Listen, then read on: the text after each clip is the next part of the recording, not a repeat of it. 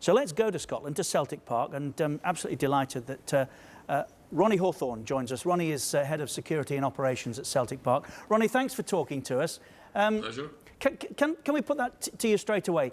Is there such a thing, in your opinion, as safe standing?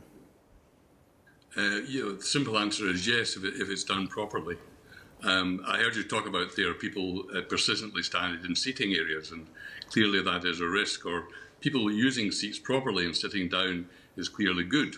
But when people wish to stand, and our fans in this particular area did wish to stand, standing persistently in a seated area, we didn't think was a safe way of viewing football. So we looked around, particularly at the German models, and we brought in rail seats, which means that we don't increase capacity. We still have seats, and you still have a seat in your name. But in addition to a seat or a standing area, you have a rail in front of you and behind you at 900 millimetres height. So you effectively have your own personal barrier linked to the person standing next to you.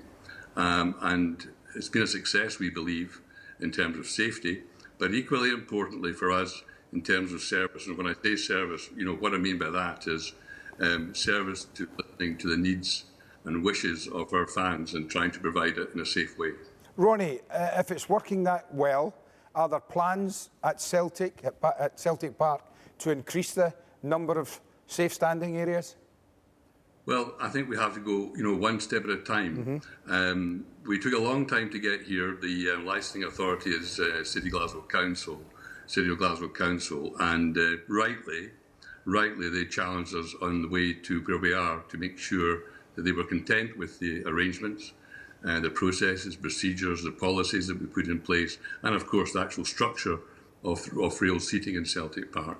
And so, as you had said in your at the top of the section there, we do have about 3,000 seats there, just a little bit under 3,000 seats. So far, it's going very well. And if at the end of the day, at the end of the season, when we look back and reflect on all the matches we've had here, I'm hoping that perhaps in the future we can extend. But I think we have to go one step at a time. Yeah. But all the signs at the moment are very positive. We report at the end of every game, both the club and Police Scotland, on how did it go, what were the views of the behaviour and the safety issues at the match just past. And so far, it's been very positive. Ronnie, you talked about discussions with licensing authorities and taking your time to get to the point you're at. What were the strongest arguments against going forward with the plans you had? Against, well, I think it's the unknown. The Guide to Safety at Sports Grounds, sometimes called the Green Guide, it doesn't make reference in its current edition, which is edition 5, to rail seats.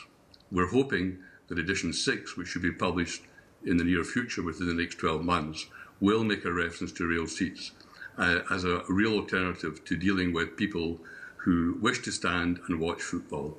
And that's quite a number of people. The indications we're getting through social media, the interest is very, very widespread. So the main concern, I suppose, was it wasn't documented in current safety advice. And that's because it's quite new, and especially the system we're using at Celtic Park. And the arguments for ultimately won. So what are the strongest arguments that those advocates for rail seating could come up with? Well, for me, my job title is Safety, Security and Operations. So safety for us is paramount for all people using the stadium, fans, home and away, and others using the stadium. So safety is the driver, that's the first driver. We believe it is a safe way to watch football, or we wouldn't do it. That's the first driver. The second driver would be giving our spectators, giving our fans what they want. And it's quite clear they do want it. And in my personal view, the way they have taken to it, the way they have enjoyed the experience of rail seats, is good evidence of giving fans what they want in a safe environment as being the way forward. So there's been really no negativity from the fans using these areas? Well, none at all, as far as I'm aware, and we do ask them through our SLO. John Paul Taylor is very close, in fact, stands in the section, and we get really good feedback, and it's all very positive. See, Ronnie, you're a football club with very close associations to Liverpool. they played their first competitive game at Celtic Park post-Hillsborough. What would you say to those who lost family and friends in that disaster, who have serious doubts about the actions that you've taken? Well, I mean, we more than most, I think, really understand the sensitivities there. All I can say to them is we would be very keen to have dialogue with them and to give reassurances if we can. We understand the sensitivities. It's not something we take lightly. And I think over the years we've tried to be close to Liverpool and understand their terrible predicament. So we have a great deal of understanding of their position, and we would be keen, I think, to have dialogue with them to take forward our thinking on rail seats.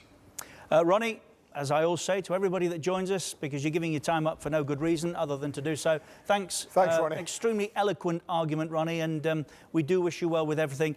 Andy would add a rider, not, of course, in the cup match, which is upcoming. Not, of course, Ronnie. That's understandable.